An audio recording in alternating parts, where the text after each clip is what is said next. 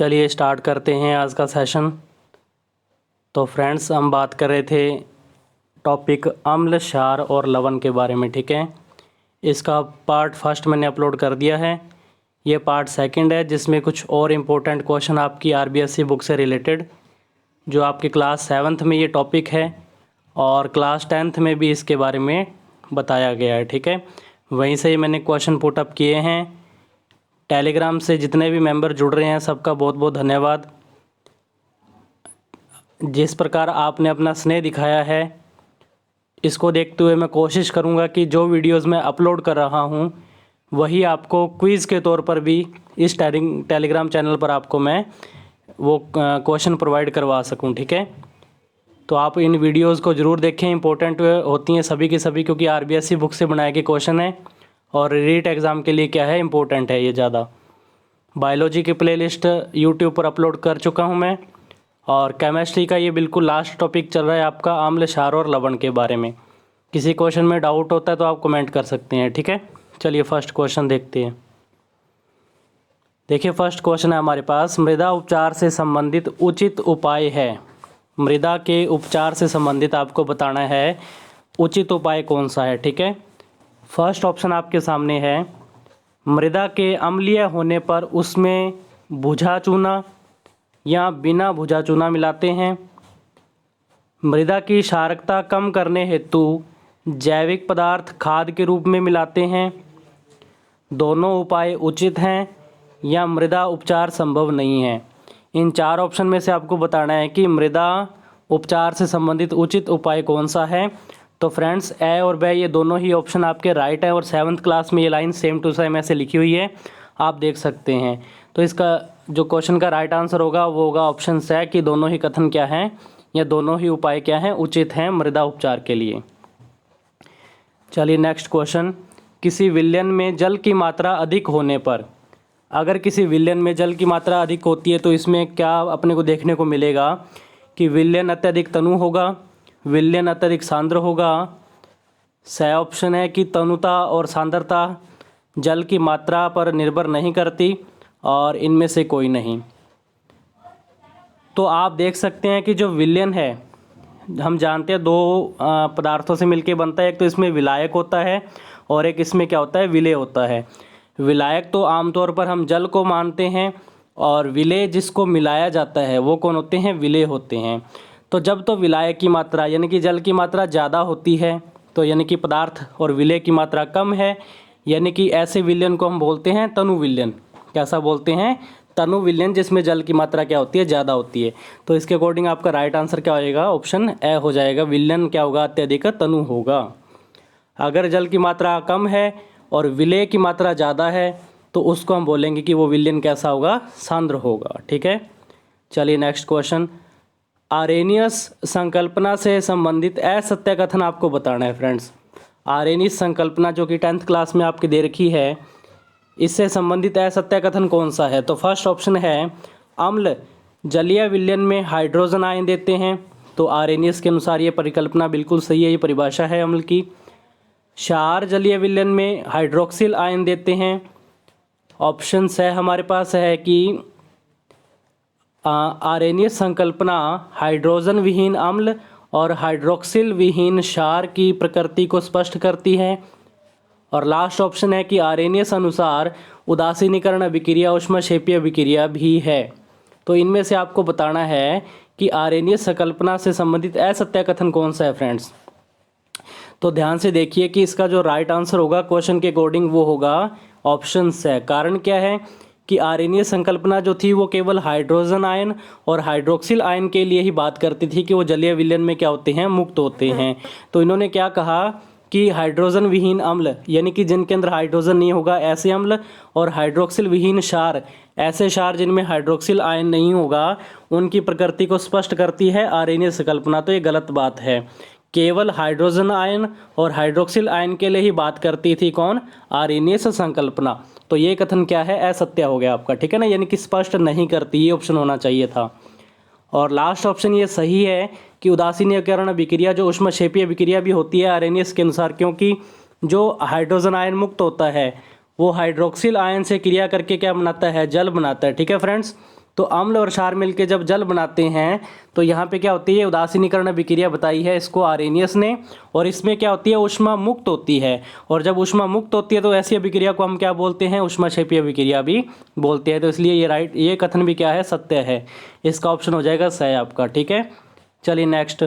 आर्रेनियस के अनुसार अम्ल हैं, आर्रेनियस के अनुसार अम्ल इनमें से कौन से हैं? उदाहरण आपके सामने है, हाइड्रोक्लोरिक अम्ल, नाइट्रिक अम्ल, सल्फ्यूरिक अम्ल और कार्बोनिक अम्ल, ए व दोनों और इनमें से कोई नहीं।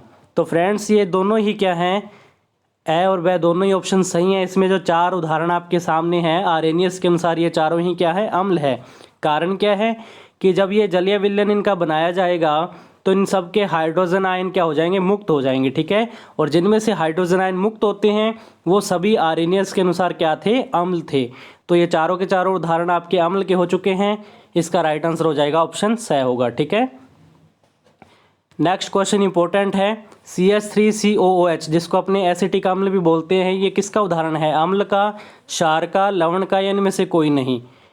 तो हम क्या करते हैं फ्रेंड्स, हमें जब इसका ब्रेक डाउन करना होता है ना, जलीय विलयन में इसका ब्रेक डाउन करते तो हमें लगता है कि यहाँ से OH ब्रेक होगा। तो ये रॉन्ग हो सकता है क्योंकि OH तो तब मुक्त होगा जब क्षार होगा कोई हमारे पास, ठीक है ना, पदार्थ। लेकिन ये तो अम्ल का उदाहरण होता है। जब इसका जलीय विलयन बनाते हैं तो इसमें से हाइड्रोजन आयन क्या होते हैं, मुक्त होते हैं। ठीक है फ्रेंड्स, तो हाइड्रोजन आयन मुक्त होते हैं तो इसके अकॉर्डिंग फिर ये किसका उदाहरण है, अम्ल का उदाहरण है, ना कि क्षार का। तो एसिटिक अम्ल उदाहरण किसका होता है, अम्ल का उदाहरण होता है आर्रेनियस के अनुसार। चलिए नेक्स्ट क्वेश्चन। कई क्वेश्चन में अगर आपको डाउट है, कोई नहीं समझ में आया तो कमेंट करके ज़रूर बताएं। आर्रेनियस के अनुसार प्रबल अम्ल कौन से होते हैं? तो आर्रेनियस ने एक तो प्रबल अम्ल और दुर्बल अम्ल, प्रबल क्षार और दुर्बल क्षार के बारे में बताया था फ्रेंड्स, कि ऐसे अम्ल और ऐसे क्षार जो जल में पूर्णतः आयनित हो जाते हैं वो तो होते हैं प्रबल, और ऐसे अम्ल और क्षार जो जल में पूर्णतः आयनित नहीं हो पाते वो क्या होते हैं, दुर्बल अम्ल और क्षार होते हैं। ठीक है फ्रेंड्स, तो अभी केवल आपसे पूछा है प्रबल अम्ल कौन से हैं, तो ये तीनों ही उदाहरण किसके हैं, प्रबल अम्ल के उदाहरण है। ठीक है, HCl यानी कि हाइड्रोक्लोरिक अम्ल, H2SO4 यानी कि सल्फ्यूरिक अम्ल, HNO3 यानी कि नाइट्रिक अम्ल, और ये सभी। तो इसका राइट आंसर क्या होगा, उपरोक्त सभी होगा। इसके अलावा दुर्बल अम्ल की बात करें तो फ्रेंड्स ये जो था हमारे पास एक उदाहरण CH3COOH। ठीक है, ये किसका उदाहरण है, ये भी आपका ये दुर्बल अम्ल का उदाहरण है। इसके अलावा जो लास्ट एक और एग्जाम्पल इसमें बचता है H2CO3। ठीक है, हाइड्रोजन कार्बोनेट या जिसको हम कार्बोनिक अम्ल भी कह सकते हैं, ये भी किसका उदाहरण है, दुर्बल अम्ल का उदाहरण है। बाकी ये 3 किसके उदाहरण है, प्रबल अम्ल के।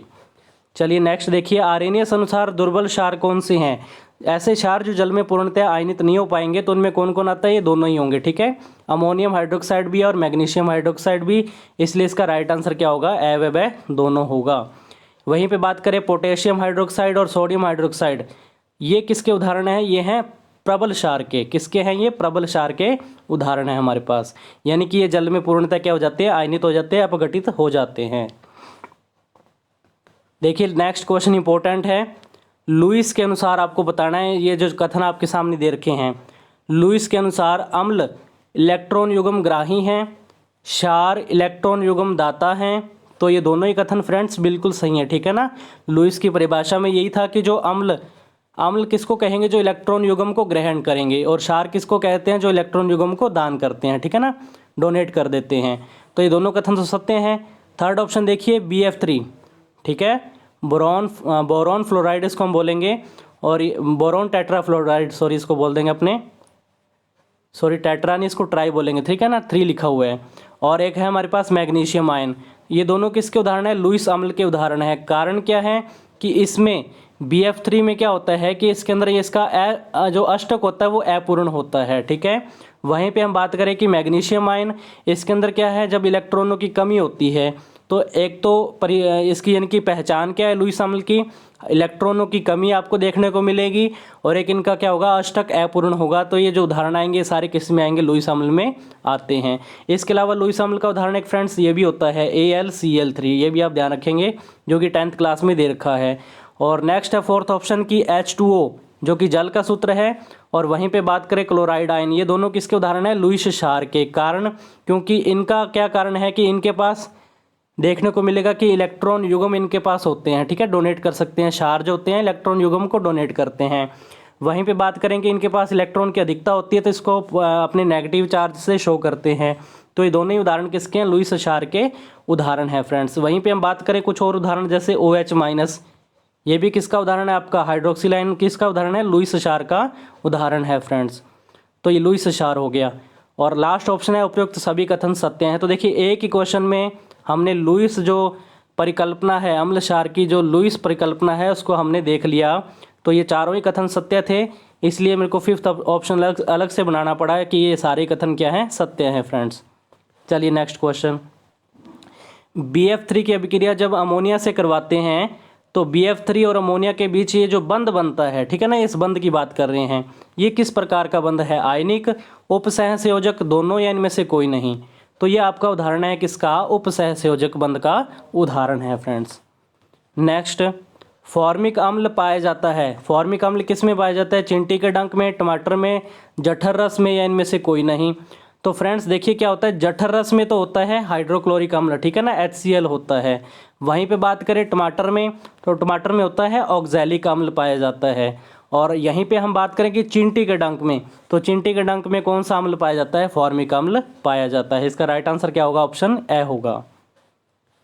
प्रोटॉन के आदान प्रदान के आधार पर अम्ल क्षार को परिभाषित किया।